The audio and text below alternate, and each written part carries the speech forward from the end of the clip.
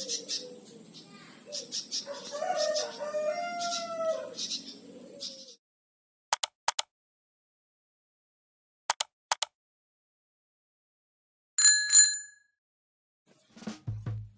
sehat dan bahagia. Saya Moga Prastiawati, calon guru penggerak Angkatan 5 dari Kabupaten Kendal, Provinsi Jawa Tengah.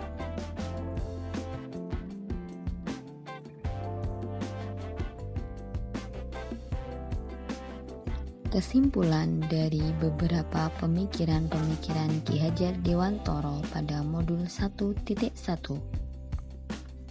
Menurut Ki Hajar Dewantoro, pendidikan sejatinya adalah menuntun segala kodrat yang ada pada diri anak, sehingga anak dapat mencapai titik keselamatan dan kebahagiaan setinggi-tingginya. Guru menghormati dan memperlakukan anak dengan sebaik-baiknya sesuai dengan kodratnya, melayani mereka setulus hati, memberi teladan ing ngarso sung tulodo, membangun semangat ing matio mangun karso, dan memberi dorongan tutwuri handayani bagi tumbuh kembangnya anak, menuntun mereka menjadi pribadi yang sejati, berkarakter, berakhlak mulia.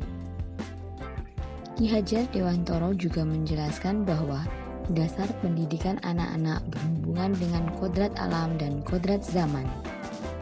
Kodrat alam berkaitan dengan sifat dan bentuk lingkungan di mana anak berada, sedangkan kodrat zaman berkaitan dengan isi dan irama.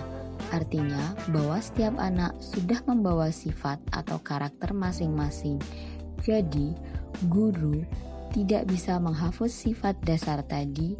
Yang bisa dilakukan adalah menunjukkan, menuntun, membimbing mereka agar muncul sifat-sifat baiknya sehingga menutupi atau mengaburkan sifat-sifat jeleknya.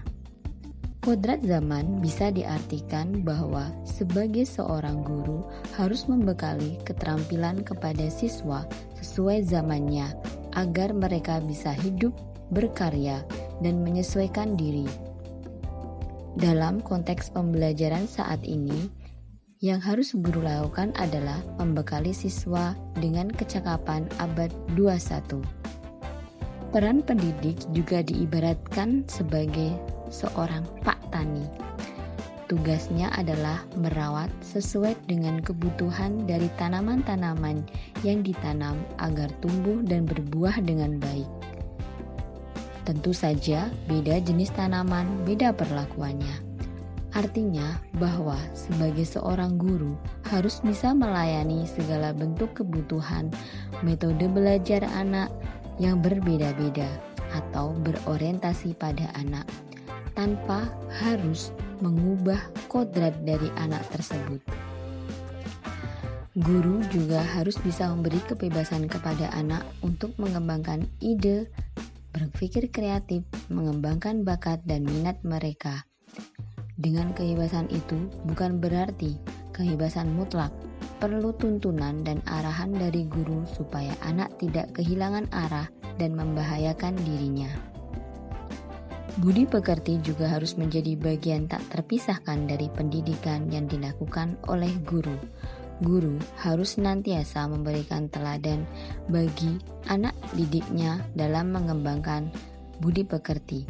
Kita juga bisa melakukan bagian kegiatan-kegiatan pembiasaan di sekolah untuk menanamkan nilai-nilai budi pekerti dan akhlak mulia kepada anak-anak. Refleksi diri, pengetahuan, dan pengalaman baru yang saya peroleh dari modul 1.1. Pemikiran saya terhadap murid dalam pembelajaran di kelas sebelum mempelajari modul 1.1. Sebenarnya saya telah memiliki pemikiran bahwa setiap anak itu beragam dalam belajar. Namun, karena anggapan anak harus mencapai kompetensi yang sama KKM, saya memfasilitasi anak hanya untuk berhasil memperoleh nilai tuntas dari kompetensi yang dipelajari dengan memberikan bimbingan belajar. Saya menganggap bahwa Nilai adalah wujud dari keberhasilan siswa dalam belajar. Anak ibarat kertas kosong yang siap ditulis oleh guru. Guru adalah sutradara dan penulis skenario pembelajaran di kelas. Anak harus patuh sesuai dengan arahan dan keinginan guru demi ketercapaiannya kompetensi. Selama ini saya tidak melihat kebutuhan mereka. Yang saya pandang hanya cakupan materi ajar dan kompetensi ajar. Perubahan pemikiran atau perilaku saya setelah mempelajari modul 1.1.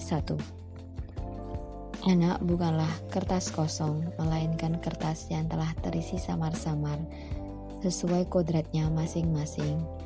Tugas guru hanya menuntun kekuatan kodrat anak, yakni bakat dan minat potensinya, dengan memberi teladan, motivasi, membimbing, dan mengakomodasi segala kebutuhan anak tanpa memaksa mereka harus mencapai kompetensi tertentu. Nilai ketercapaian kompetensi bukanlah wujud keberhasilan anak dalam belajar, melainkan pada tumbuh dan kuatnya budi pekerti anak. Pendidikan harus berorientasi pada anak. Pusat dari pembelajaran adalah anak. Jadi, metode dan model pembelajaran yang dilakukan guru disesuaikan dengan karakteristik dan tumbuh kembang anak.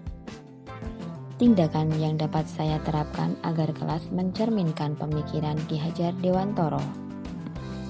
Menciptakan pembelajaran yang berorientasi pada anak, yakni lebih mengenal dan memahami karakteristik setiap anak dengan melakukan asesmen diagnostik, yakni untuk mengetahui sifat, bakat, minat, serta kekurangan anak. Misalnya, mendiagnosis cara belajar yang disukai anak dan membuat kesepakatan belajar. 2. Berkolaborasi dengan anak didik untuk mendesain kelas yang nyaman sesuai dengan tahapan anak. Diharapkan anak akan merasa nyaman dan senang berada di kelas dan siap termotivasi mengikuti pembelajaran. Ketiga, menentukan model pembelajaran yang berpusat pada anak dengan mempertimbangkan potensi anak, potensi lingkungan, dan karakteristik ajar. Tindakan selanjutnya adalah penguatan karakter. Menggerakkan kembali program pembiasaan yang merupakan budaya sekolah, diantaranya resik sekolah, upacara bendera, Jumat mengaji, 5S, menyanyikan lagu wajib, berdoa sebelum dan sesudah KBM. Program ini untuk menguatkan nilai-nilai karakter yang telah ada pada diri dan lingkungan sosial masyarakat.